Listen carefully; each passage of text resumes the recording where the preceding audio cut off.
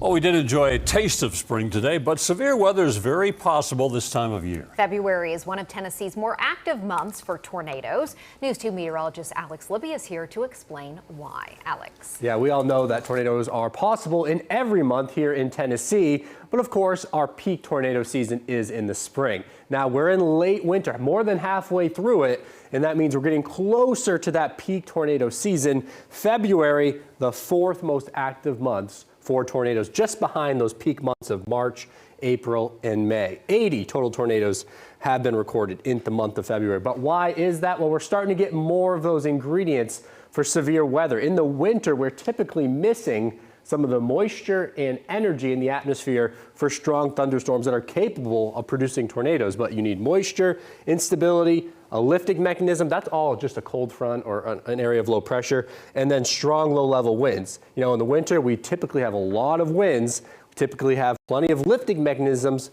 but we're usually missing these too. But as we get closer to spring, more of these warmer days like today, and you can start to see potential for stronger storms. Now, the next week or so, there's really no severe weather chance in the forecast, but looking beyond that, we're expected warmer than average temperatures. Now, I'm not saying we're going to see severe weather the rest of the month, but with warm air in place, that's just another ingredient that we typically need to see them. So we'll be on a lookout for severe weather opportunities over the next couple months. And for more information on this, tune into Weather Authority Live on WKRN+. I'll be talking more in depth about this story. Back to you.